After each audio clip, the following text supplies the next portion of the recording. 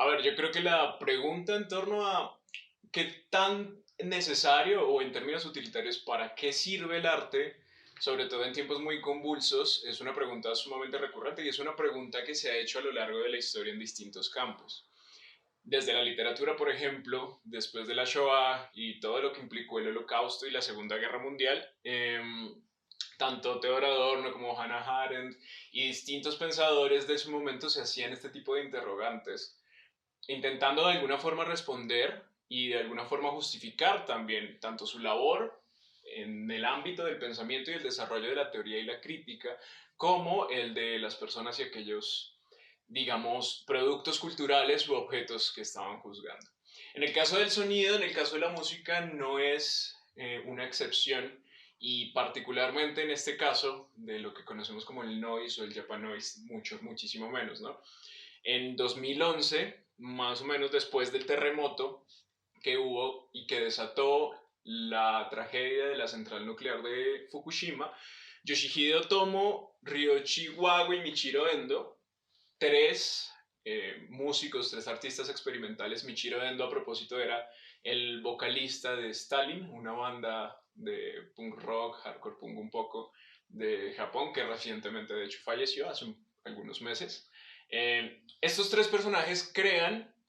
una especie de conversatorio, una especie de debate en la Universidad de Bellas Artes y Música de Tokio a propósito de un festival de música experimental que se quería llevar a cabo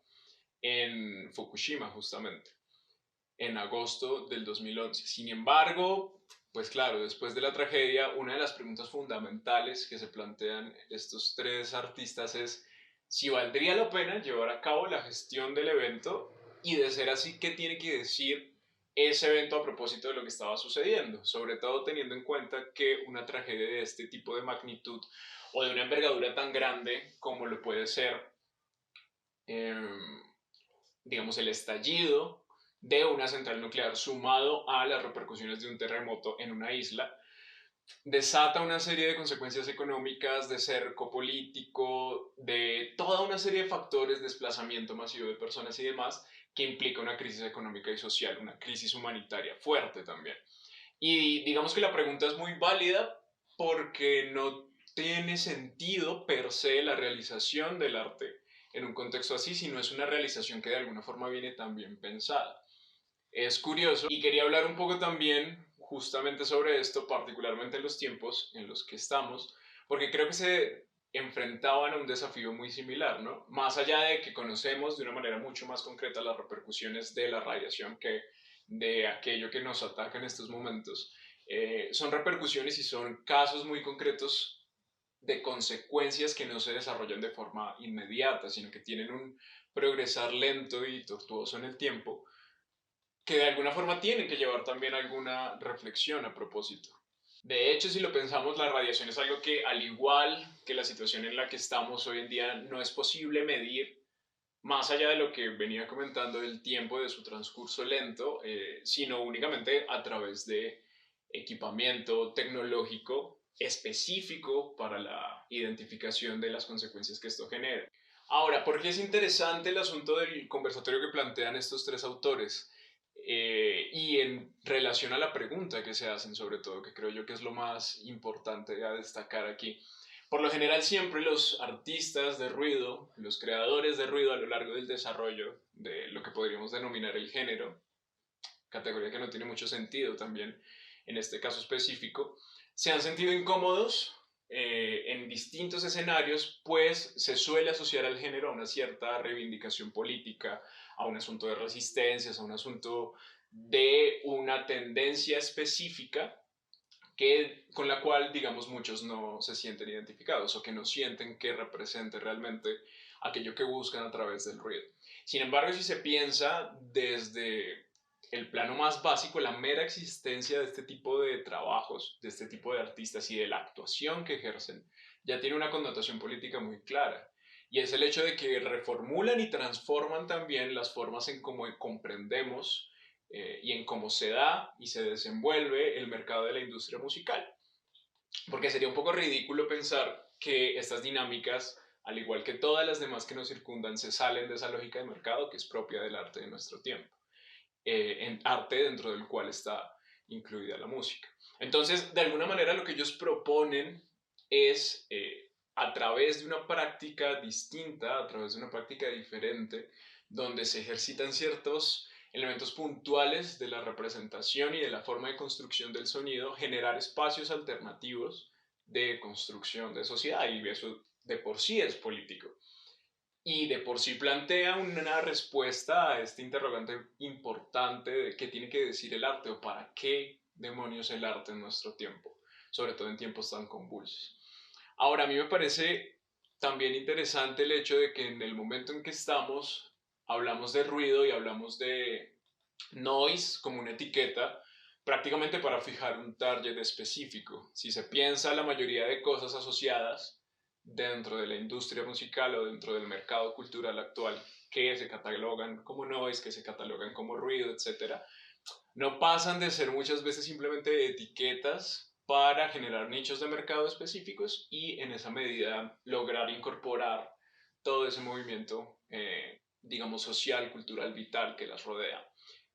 Y digamos que eso es innegable, no es algo contra lo que podamos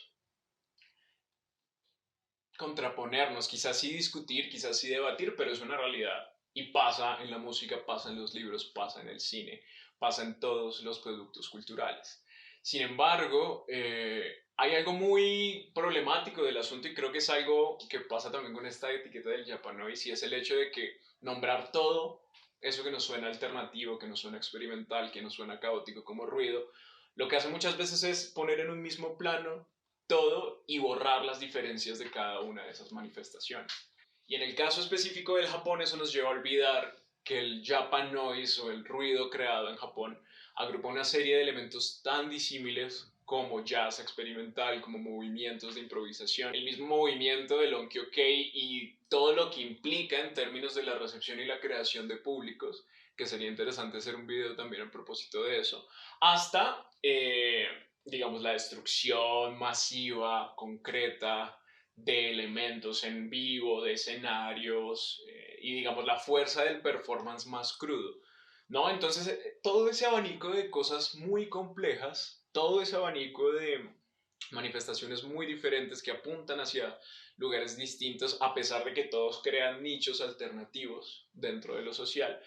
se homogeniza y parece invisibilizarse si lo que decimos es Japanoise y en base a esa categoría creemos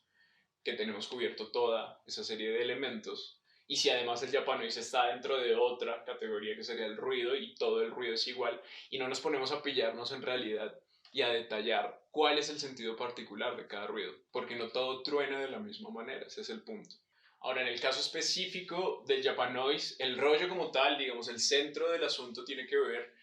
con toda una serie de revoluciones o más bien de desarrollos e implementaciones de la tecnología en la vida cotidiana dentro del contexto de los años 80, 90 y 2000 en Japón. Y en donde se vende esta suerte de idea de la tecnología como un aliciente para generar más calma, para tranquilizar la vida, para hacerla mucho más fácil y mucho más cómoda, sin realmente tener en cuenta la otra dimensión de lo tecnológico, que también es importante en este caso, esa dimensión más oscura y mucho más,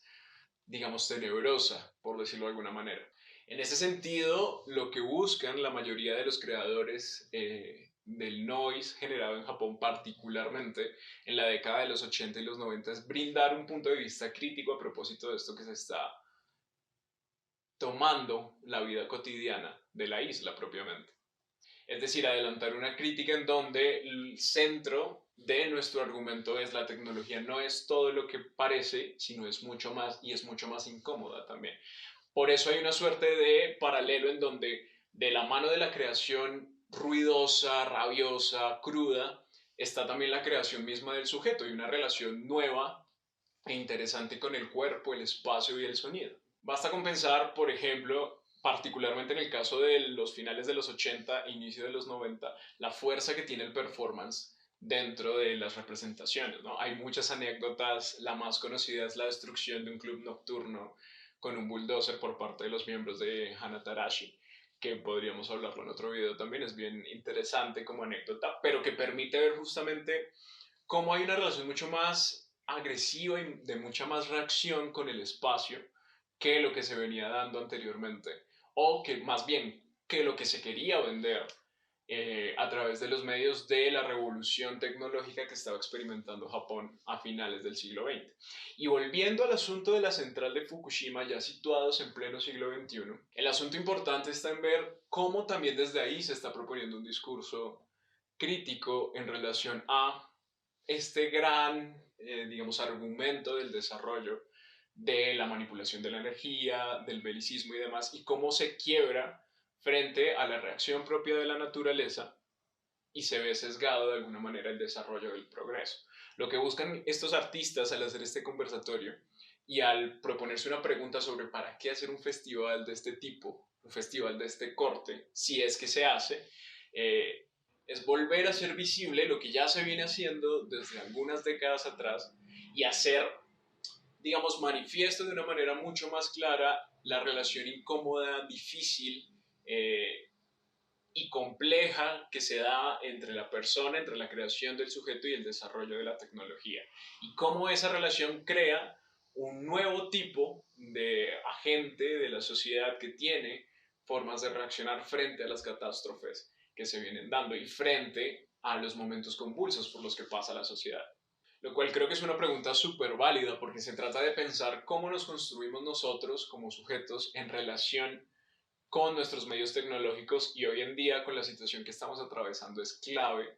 particularmente con estas nuevas dinámicas del teletrabajo y prácticamente de estas suertes de ciudades digitales o de telépolis que se van construyendo a través de la interacción social gracias a Internet y gracias a las redes y todos los elementos que tenemos actualmente para continuar con la normalidad de la vida pese a la situación que tenemos. Lo que busca el ruido también de alguna forma al incomodar y al hacerse patente de una manera radical